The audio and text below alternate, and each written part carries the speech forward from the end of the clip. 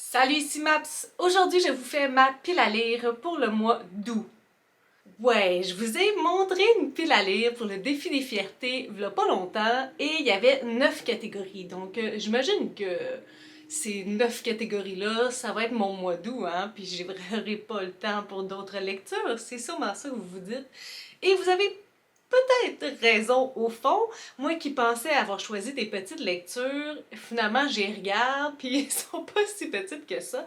Mais malheureusement, la vie fait en sorte que j'ai d'autres choses à lire aussi que ces lectures-là. Il y a d'autres projets dans ma tête, il y a d'autres lectures que je veux faire. Est-ce que je vais vraiment m'arrêter à 9 lectures? Possiblement que non. Donc, je vais pas vous relire les quatrièmes de couverture de tous les livres que je vous ai présentés dans le défi des fiertés. Je vais vous les montrer rapidement et c'est tout. Il y a eu aussi un petit changement parce que je me suis trompée dans une catégorie, dans la catégorie Partir là-bas. J'avais choisi 2 titres d'autrices qui font partie de la communauté LGBTQ+. Malheureusement, à l'intérieur même des 2 livres, il n'y a pas de personnages qui font partie de la communauté. Et c'est là que je me suis trompée. J'avais compris un peu que de facto, le fait que l'auteur ou l'autrice faisait partie de la communauté fonctionnait. Mais non, elle voulait vraiment qu'on favorise les personnages qui faisaient partie de la communauté. Et c'est encore mieux si c'est un auteur aussi qui fait partie de la communauté. Mais vous comprenez que s'il n'y en a pas de personnages, ça fonctionnait pas. Donc j'ai eu une petite panique. J'ai revisé ma pile à lire et elle est correcte sauf pour ce petit détail-là. Donc je vais vous montrer le livre que j'ai choisi finalement là, qui va vraiment faire partie de mon challenge. Donc si vous avez tout suivi ça, si vous êtes au courant peut-être de ce qui se passe dans la communauté Booktube, le 1er août c'est la dernière journée du Lirathon organisé par Anne Literarum qui se nomme le week-end sans signet. Donc forcément si j'ai 6 lectures prévu, je vais avoir besoin de cette 4e journée-là pour lire des livres et je vous présente ces 2 livres-là. Ce livre-là, c'est La ville de papier, non. Les villes de papier de Dominique Fortier, c'est un livre qui a été choisi par quelqu'un d'autre, ici par ma maman. Donc, si comme elle l'écrit, l'eau s'apprend par la soif et l'oiseau par la neige, alors Emily Dickinson, elle, s'apprend par la mer et par les villes. Figure mythique des lettres américaines, celle que l'on surnommait la Dame en blanc, demeure encore aujourd'hui une énigme. Elle a toujours refusé de rendre sa poésie publique et a passé les dernières années de sa vie cloîtrée dans sa chambre. On s'entend pourtant maintenant à voir en elle un des écrivains les plus importants du 19e siècle. Les villes de papier explorent son existence de l'intérieur en mode mineur à travers ses livres, son jardin et ses fantômes. Autour de moments de la vie d'Émilie, Dominique Fortier trace un roman à la fois grave et cristallin et nous offre une réflexion d'une profonde justesse sur les mondes qui nous construisent, sur les lieux que nous habitons et qui nous habitent aussi. L'autre catégorie, en fait, ce sont les 2 catégories bonus que j'ai gardées pour la fin. C'est le livre qu'on va lire d'une traite sans signet. J'ai choisi ce petit livre-là de Sophie Belair-Clément, tandis que La fleur d'une hydrangée, posée sur le sous-marin en cuir, résiste à la décoloration. À Maniwaki, Maurice Belair, alias Gourou, organise son déménagement alors qu'il lui reste 1 mois à vivre. Ses armoires contiennent encore quelques denrées. Avec l'aide de ses 3 sœurs, il en dresse l'inventaire et décide à qui reviendra quoi. On allume un feu de camp, on boit de la bière sans gluten. Gourou fête ses 66 ans. Sophie, sa nièce, est là. Elle active la fonction dictaphone de son cellulaire et enregistre les conversations des membres de sa famille. Leur langue brisée tout en ellipse, en amalgame et en invention, cette langue cryptique et implacablement logique, ce livre la retranscrit. Il montre la langue dont nous sommes faits, que nous partageons et nos tentatives de nous en déprendre. À Montréal, dans un cabinet de psychanalyse, une femme parle. Elle est sur le qui-vive, à l'affût du moindre bruit. Quand l'analyste lui répond, d'étranges dialogues surviennent, sibyllins, châtiés, impudiques, qu'elle reconstitue de mémoire une fois rentrée. On est loin de la langue maternelle dont elle essaie de s'extraire, mais l'est-on vraiment? Donc ça, c'est ça pour la fin du Lirathon. Avant d'embarquer dans le défi des fiertés, je vais devoir lire le prochain livre parce que ça fait une couple de fois que je le commande, puis là je dois le reporter, puis là je le commande, puis je dois le reporter, parce qu'il est vraiment très en demande. Et c'est un livre que je veux lire en 2021, donc je me suis dit, stop, je vais faire un arrêt, je vais le lire. J'avais parlé dans la vidéo du défi des fiertés de faire un mois complètement autour de la communauté LGBTQ+. Malheureusement, ça ne pourra pas être possible parce qu'il y a d'autres lectures que je veux lire qui font pas partie de cette communauté-là. Mais bon, j'en ai quand même 11 lectures qui font partie du défi, donc je vais quand même avoir travaillé fort là-dessus là, pour remonter mes statistiques en termes de portion LGBTQ+, versus non. Donc, ce livre-là dont je vous parlais, c'est « Je suis une maudite sauvagesse » d'Anne Anthony Capech. Anne Anthony Capech signe un réquisitoire accablant contre les Blancs.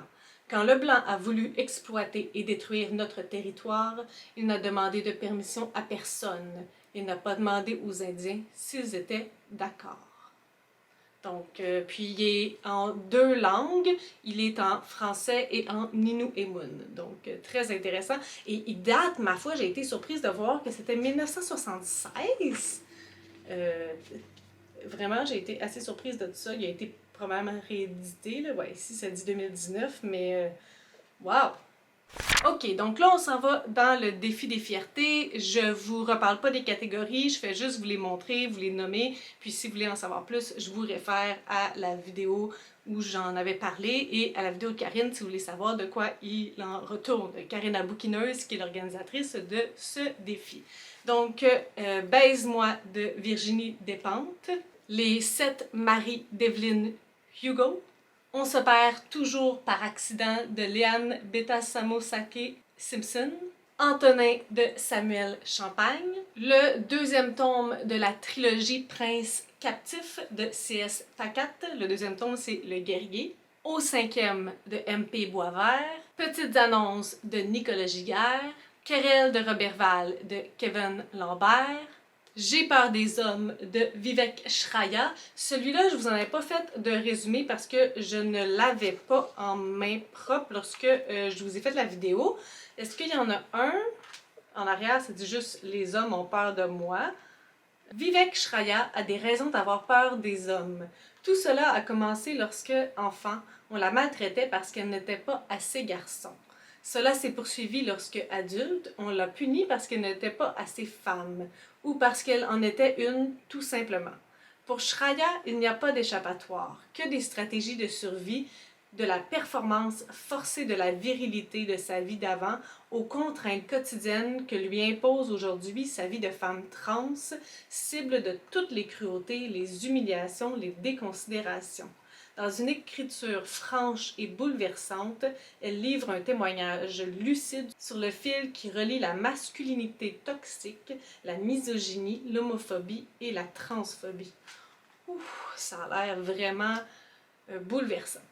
Et donc, la catégorie dont j'ai dû modifier mes livres, c'est la catégorie Partir là-bas, qui voulait tout simplement un ouvrage de science-fiction ou de fantasy SFF.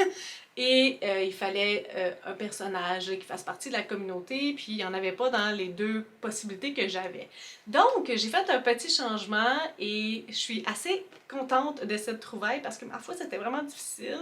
Je voulais essayer de favoriser les ouvrages du Québec ou du Canada, puis je cherchais en vain et ça marchait pas trop, mais je suis tombée sur cette duologie de bandes dessinées que vous avez probablement vue sur la chaîne d'Emma Lectrice parce qu'elle en avait parlé. Et je vous parle de L'Esprit du camp, écrit par Falardeau et Cab.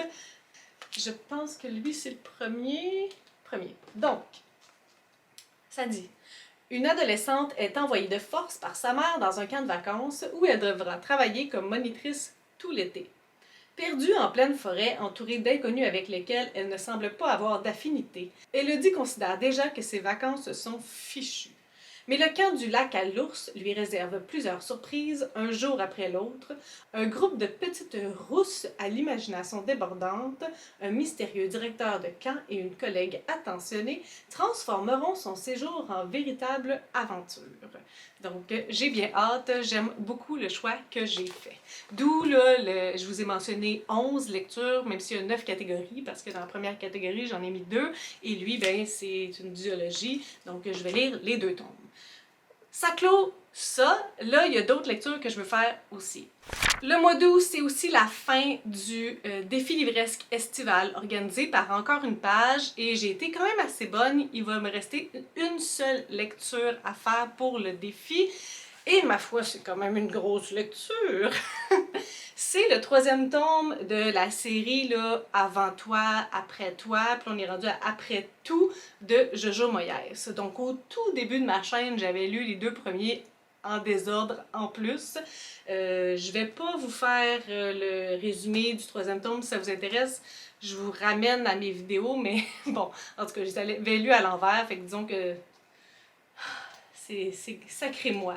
Mais le 2e tome, c'était plus comme une recherche là, de quête identitaire, puis développement personnel de soi. Et j'ai pas mal l'impression que le 3e tome va être dans cette même veine-là. Et ma foi, une chance, c'est écrit gros pareil. Ok, ça va peut-être pas être si pire que ça. Sinon, ben, je suis encore dans mon désir d'éventuellement finir cette série, ou en tout cas de l'avancer. Donc, au mois de juillet, j'ai lu le tome 3. Au mois d'août, mon objectif, c'est de lire le tome 4 de la série Outlander, écrite par Diana Gabaldon. Et le tome 4 se nomme Les tambours de l'automne. Donc, même chose pour lui, là, je ne vous ferai pas un résumé parce que je vais vous spoiler bien des choses. Donc, si cette série-là, historique, vous intéresse, là, je vous ramène vers ma première vidéo du premier tome d'Outlander. J'avais aussi reçu une grosse boîte de services de presse de l'auteur Gaston Mabaya, donc il faut ça aussi que je lui mette. Je vais mettre à mon horaire Sur les pas de Jésus, témoignages et exhortations pour le mois d'août. Ce livre constitue la rencontre de 3 rayons lumineux, 2 paroles divines et un récit de vie. Celui-ci a servi de vitrine dont la transparence a laissé entrevoir un cheminement particulier de la vie d'un jeune enfant dont l'âge adulte a connu 2 interpellations singulières. L'une lors d'une séance de prière en public, pendant laquelle une voix discrète et douce lui dira « Tu n'es rien, tout ce que tu as, c'est moi qui te l'ai donné ». Et l'autre lors d'une prière du soir en famille au cours de laquelle une communication quasi unidirectionnelle redonna de l'espoir aux premiers pas tumultueux de l'auteur dans sa nouvelle patrie, le Canada. Les phrases sont, ma foi, longues. Cet ouvrage, fleuve à 3 affluents religieusement baptisés sur les pas de Jésus, dévoile au grand jour toutes les bénédictions qui ont enveloppé l'existence de Gaston Nyabul dit Kenza Babaya tout au long de sa vie. Il partage cette révélation sous la forme de témoignages et clôture sa démarche par une forte exhortation aux lectrices et lecteurs d'être attentifs et reconnaissants aux bienfaits de Dieu. Je ne sais pas du tout dans quoi je m'embarque, mais je le fais avec tout mon cœur et tout mon âme, quand même. Je sais, la liste s'allonge et bon. Je veux aussi continuer les ouvrages de Marie-Renée Lavoie parce que si j'ai terminé de lire tous les livres de Sandra Dussault et tous les livres de Sophie Bienvenue, ce n'est pas encore le cas pour Marie-Renée Lavoie. Donc j'ai dans l'objectif de lire Les chars meurent aussi. Dès le printemps, mon petit cheval a commencé à montrer des signes de fatigue. Les pièces lâchaient les unes après les autres comme des fruits blés. J'avais beau bricoler des petites réparations maison ici et là, mon silencieux avait tenu 3 semaines grâce à un collet de mon invention. Je finissais toujours au garage sous les regards accablés de mon père qui se désolait de voir qu'il avait eu raison. Ça coûte cher une auto. Si elle tient de son père quelques leçons de mécanique, c'est à sa mère que Laurie doit son goût immodéré pour la lecture de la petite Cindy, cette gamine amochée par la vie qu'elle a prise sous son aile. Elle a reçu des poux, mais pas que ça. Autour de la jeune femme, le monde change et les grandes assurances s'effritent, mais une chose demeure, c'est auprès des siens qu'on trouve la force de se retrousser les manches et de sourire. Et finalement, mais là je pense que c'est vraiment exagéré, mais bon. J'avais dans l'objectif de lire des narrateurs différents, là, que ça soit pas nécessairement comme l'humain typique, là, disons ça ainsi. Et La Chambre verte, c'est de la perspective de la maison. Donc, c'est un livre écrit par Martine Desjardins. Toute maison a ses secrets, mais aucune ne les protège plus jalousement que l'auguste demeure de la famille Delorme. Avec ses 67 serrures et sa chambre forte où gisent les restes momifiés d'une femme serrant une brique entre ses dents, cette véritable banque privée a toujours tenu à l'abri des regards indiscrets son lot de biens mal acquis, de vices cachés, de rites cruels et de substances illicites, jusqu'au jour où elle ouvre sa porte à Penny Sterling, une jeune intrigante dont les ressources n'ont d'égal que la curiosité. Ça a l'air franchement bon. Ça fait le tour pour le mois d'août. Je pense que c'est bien assez. Et je pense qu'il va être bien occupé. Donc, ça va être ça, OK? J'espère que vous allez passer un bon mois d'août et que vous allez avoir de belles lectures. Sur ce, si vous avez des suggestions, des critiques, des commentaires, n'hésitez pas à le faire en dessous de ma vidéo. Je publie des vidéos assez fréquemment dans une semaine. Si vous avez aimé cette vidéo, n'hésitez pas à mettre un petit pouce et à vous inscrire à ma chaîne. Sur ce, je vous souhaite de bonnes lectures.